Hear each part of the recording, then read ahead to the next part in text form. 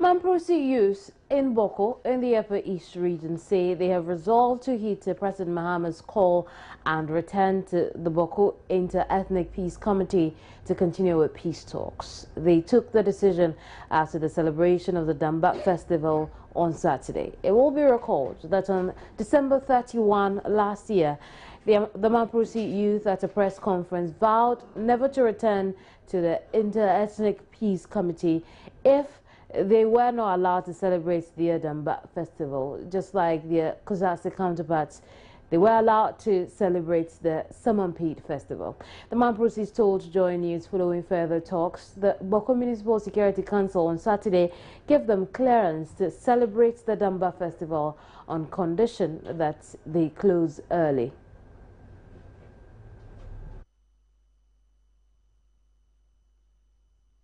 Celebration this year has been peace, the backbone for the development of every society. And so it is in recognition of this fact that the people of the Mamprosi community and our neighbors have thought that our ancestors or gods can intervene and to sustain the peace that we have enjoyed. Last year it was celebrated and that we had not seen any breakage of the peace that we enjoyed. And so the people believe that this event must continue because it is in peace that we can see everything that we crave for. And so they to only profess peace, but to put it into action. Our demeanor, our behaviors must reflect our profession of peace. So that has been the message for today's Damba. Apart from the peace, we have also recognized the fact that we wallow in myriad of problems. There has been a dwindling effect of education, and then we also have issues like economic backwardness, and then we also have issues of poor harvest.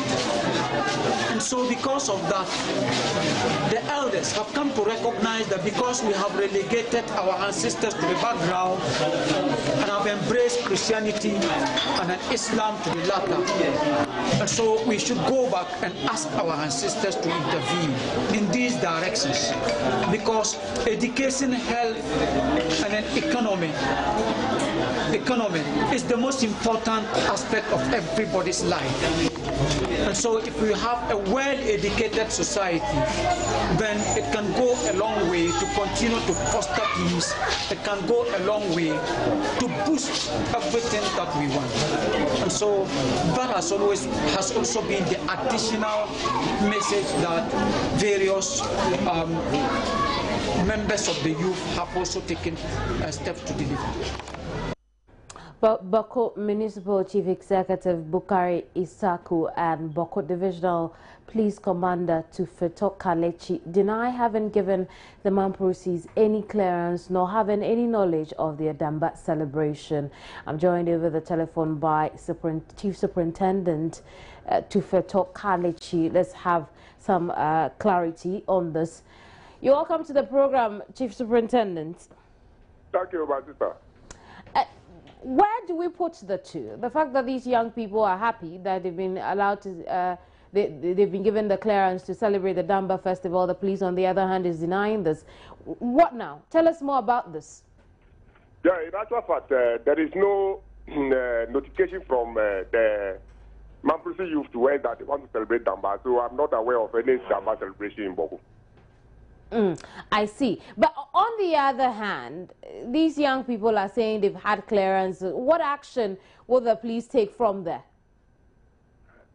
As of now, since I've not got any notification, and they said they've got a clearance, I don't know where the clearance comes from. So they are yet to show us where the clearance comes from so that we know what to do about it. What should have been the process if the youth is to have gone ahead with the Damba Festival? If you go ahead with the Damba Festival and then you didn't notify the security agencies that you were going to have a public event, then you have breached the law. that governs the public event, and the elders will be held responsible for that. So this is what we hear now from the youth, that indeed they've had clearance. Will the police take any action whatsoever to try and rectify this or try to put things in place? Yeah, now that you have heard that they said they want to celebrate the Damba Festival, we'll invite them and see where the source of the clearance comes from, and when and how are they going to do it, and then we see the way forward. How soon are you going to do this, Colin? Immediately. How would you describe immediately, right after the conversation, a few days from now? Exactly. Just after the interview with you, I will send for them. I see. We'll look forward to how this pans out. Thank you very much, Chief Superintendent Kalechi.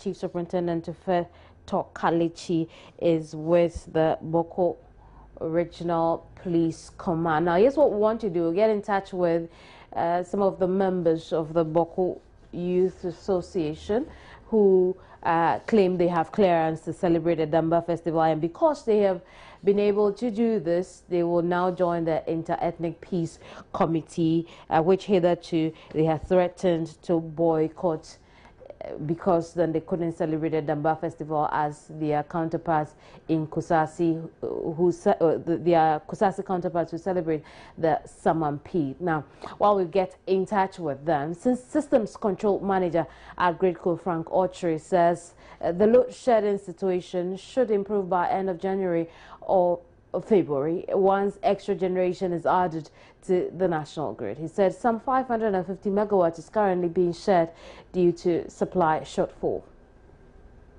Here is a schedule which was published, I believe, sometime late last year by ECG in the dailies, which is what is supposed to be being followed to roll out the load shedding exercise. Probably from time to time, there comes a few times when, probably due to unexpected failures on some of the existing generation, some of that is due to the erraticity of the gas supply from Nigeria. And then sometimes some mandatory shutdowns on some of the generators for routine inspection. But what has changed since late last year? Because I remember quite well that we were told that particular timetable was up to the end of December 2014, and we're well into January 2015. It's even worse of what has changed. Well, what has changed is that demand is growing. Load is continually going up.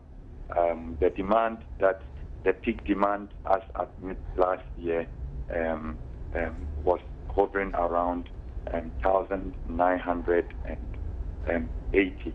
But now the demand that is on the system has grown to somewhere in the zone of 2,100. So demand keeps growing, and as demand grows, you need more generation to meet up.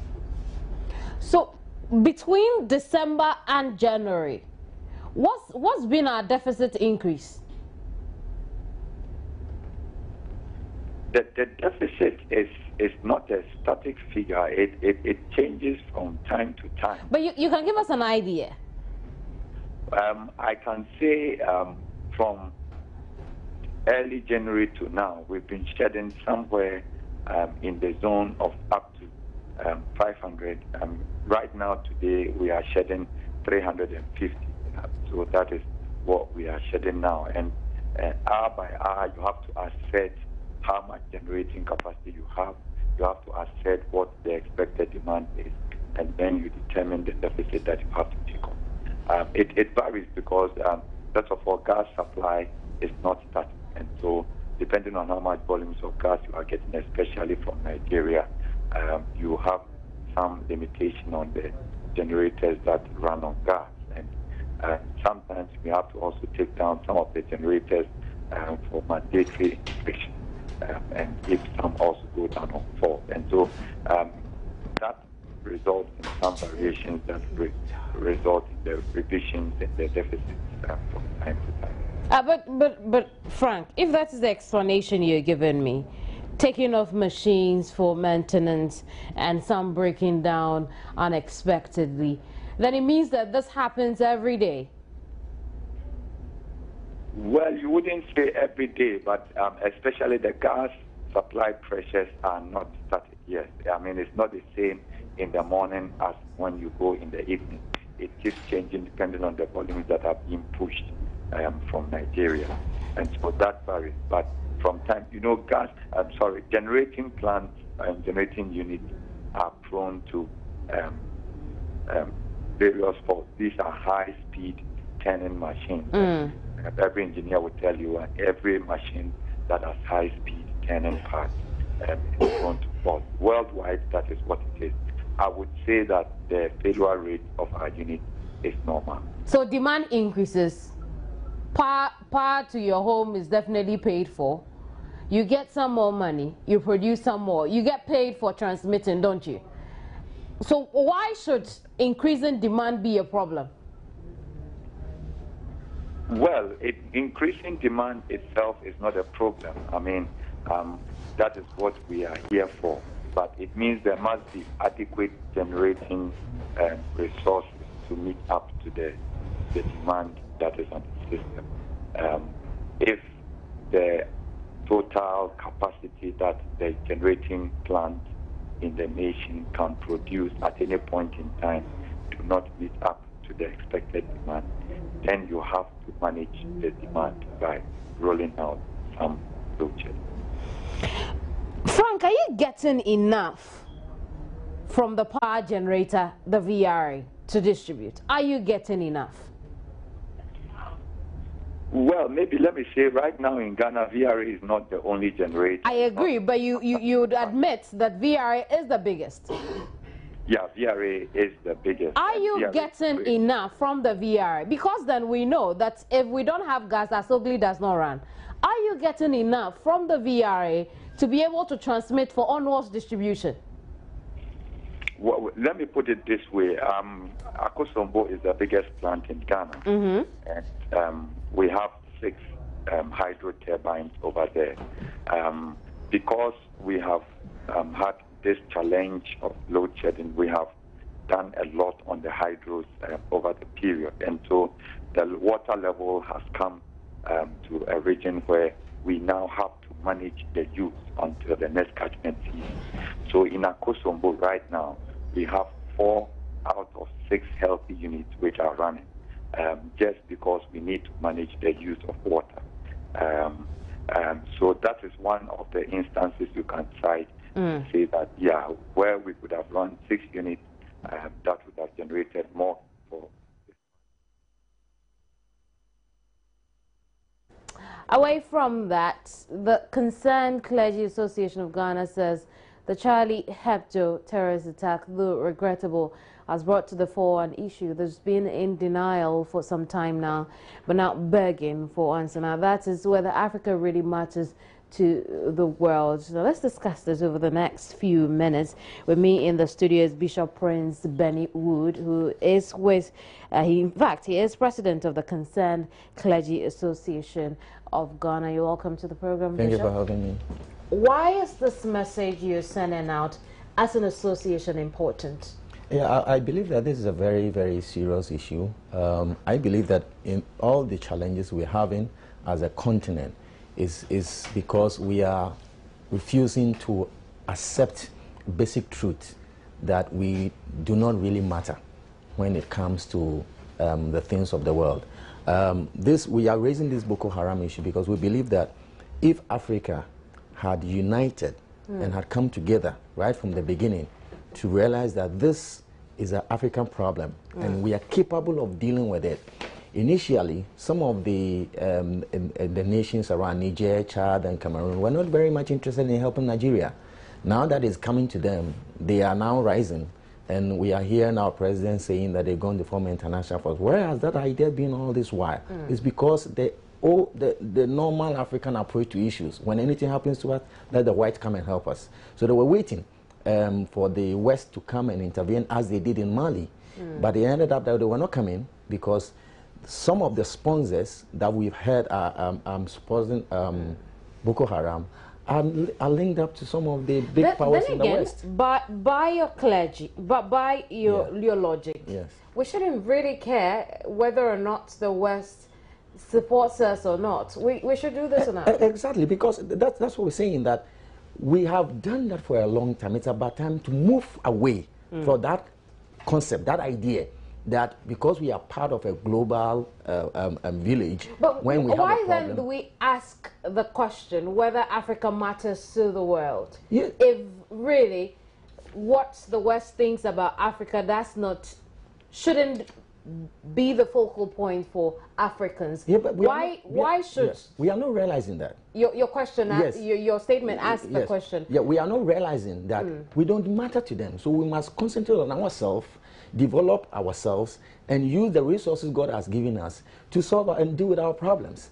If we don't have that realization and we continue to think that we are part of a bigger picture, this is a problem we're going to have, because Boko Haram, they did not start as big as they are today. If a terrorist is driving V8 in the forest, are you saying that we cannot trace where he got that car and who is behind it? We can do that. The 4 nations that are suffering now, Niger, Chad, and Cameroon, they can find out where it is. Africa to operate, or Africa to run as an isolated continent, do you not see difficulty with that? Because then Africa as a continent is not exactly as advanced in technology as the rest of the world, or as certain parts of the world.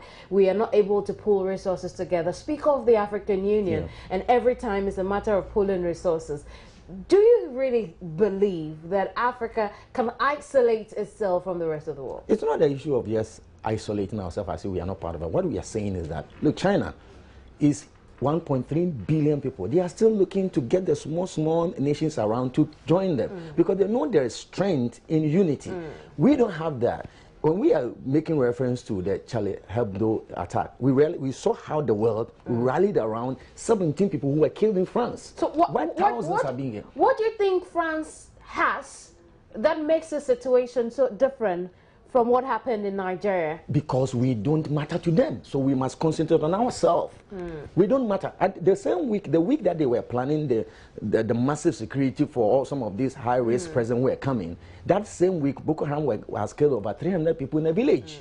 They don't matter, they don't care. So we must concentrate on ourselves. Some of the African leaders that went there, for me, I thought it was needless but you will understand, because their colonial master was calling for them. But a future where Africa does not relate with the West, a future where Africa does not relate with the rest of the world, how do you see that future? How do you describe it? So we must relate with them from the position of strength. Now we are doing that from the position of weakness. So we're not going anywhere. We have been aligning with these people for all this while. Where have we been? But as we are we strong? We can't be strong. How? We can. We must unite. Like I was saying earlier, Mali and Senegal were in Paris. They have never been to Nigeria. So the West love the divisions that we have, the French, the English, the Portuguese, and all that. They love to see us divided. For over 5 decades, Africa has been talking unity.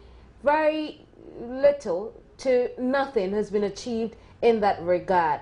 How do we make sure that another 5 decades to come, the story will be different? Yes, the middle class, we have over 300, we have about 300,000 rich entrepreneurs in Africa. They can come together and transform this continent and make it strong. The point is that they prefer buying properties outside Africa, investing their money outside Africa than bringing it to Africa. So it's a problem that we are having. We can be strong. We must understand that God put us here to honor him here. Indeed. Yes, so if we don't make use of the resources God has given us in this continent, whatever we achieve anywhere will not endure to our benefit. Pleasure talking to you, Bishop. Thank you very much for having me. God bless you. Benny Wood is president of the Concerned Clergy Association of Ghana. And now let's go back to our earlier story. We'll come back to the subject in a bit, but Mamprusi youth in Boko, I told you earlier, say they have resolved to heed the president's called and returned to the Boko Inter-Ethnic Peace Committee to continue with peace talks, and the decision was taken after the celebration of the Damba Festival on Saturday. Mohammed Tahiru Nambi is opinion leader for Mamprosi. You recall that earlier when we spoke to the police, Chief Superintendent Kalechi, commander for the Boko Regional Police Command, had told us that indeed they were not aware of any clearance for the celebration of the Damba Festival in Boko. So let's speak to Mohammed Tahiru now and find out why they ended up celebrating the Damba Festival on which clearance. Mohammed. Hello. Mohammed, now the police has said, told us here that there was no clearance whatsoever from them for the celebration of the Damba Festival. What's your reaction to that, Mohammed? Thank you so much for having me here. First and foremost, we thought that it was not something we should seek permission from anybody, as it were, for the celebration. But even if we were going to go by the Public Order Act, it's not saying the police should give any permit for any procession or gathering, but they say that the act actually says that you need to notify the police. And we thought that because of the surrounding this celebration, that for about 3 or 4 years now, whenever we want to do it and we notify the police, we are denied not to do it. So we thought that this time it's not going to be a big kind of thing. What we needed to do is just to do it, the celebration within our homes, and, you know, as it were, talk to people about peace, talk to people about the relevance of education. So it was not as if we told the police and sought their permission. No. We thought that we should just go. But Mohammed, yes. You concur that indeed this particular situation is very peculiar, considering that the Damba Festival celebration had been put on hold for a while now. You don't think that the police should have been involved for some form of clearance if the youth of Mamprosi wanted to go ahead to celebrate the Damba Festival after the intervention of the president? No, but in our view, we didn't think it was necessary at all. But however, in that very early morning, we had a meeting with the Boku, the Municipal Security Committee, and then we told them our mission on that day. We told them it was going to be peaceful. We told them we're going to abide by whatever tenants that they give us. And that's exactly what we did. What is bottom line is that it has been done successfully, and we are very happy these things have gone this way. There's understanding between ourselves with our other tribes that, you know, everyone has to be respected in terms of this, you know, cultural events or whatever. The Sawampit comes, is gone, everybody's happy. Damba also comes and is gone, and everybody's happy. I think that is the bottom line. But whether the police give us the permit or not, for me or for us, is neither here nor there. I see. Because now, in any case, the police that would even authorize us to do or not to do it. Great. Now, the police also intends to invite leaders of the Mamprosi youth in respect to this. What's your reaction to this invitation or intention to invite you? Well, if they invite us, we'll go. Why not? If they invite, we'll go, and then we explain ourselves to them. I don't think we have done any criminal offense. We have not committed any criminal offense. So if they invite us for the spirit of peace, why not? We'll go. And then we are preparing to tell our people that we are ready to go back to the Ethnic Peace Committee. So if the police invites us, why not? We'll go as Islamic, you know, citizens. We'll go and listen to them, because we know, in our view, we have not committed any criminal offense. Therefore, if they invite us, we know. We'll go. I see. Let's talk about the Inter-Ethnic Peace Committee that you have decided to resume attendance at. Now, this committee itself hasn't sat for a while now. And so when you say that you're going back to the committee, exactly how do you mean? What happened is that I think there has been a lot of background or maybe behind the scenes activities. One is this, the National Peace Council met with us and, as it were, appealed to us to attend. The president himself has sent envoys, several envoys to us, appealed to us to attend. He himself, when he was in Boku, you recall that he made certain pronouncement. He said that he was appealing to the Mamprosis to get back. The Nairi, the overlord of Mamprogu himself, intervened and he told us that the president has spoken with him. He was intervening on our behalf. We should go back and sit down and dialogue. And you recall that the more reason why, or one of the reasons why we withdrew from the Boku Indefinitely Committee was because of the number celebration. We thought that we were not being treated very well or fairly. So once these things are being ironed out, I think we are at a very nice pedestal to go back. And especially with the intervention of the Nairi, Nababu, Mahami, Salifu of Naleru, we thought that all these people cannot just intervene, talk to us, and we said, no, we will not hear. So we have heard their call, and we have decided to go back so that we will dialogue with the rest of the ethnic groups that are in Boku, especially between us and our counterparts, the Kusasis. Mohammed, thank you very much for that. Mohammed Tahiru is opinion leader with the Mamprosi Youth Group. Now, there's more ahead here. Don't go away.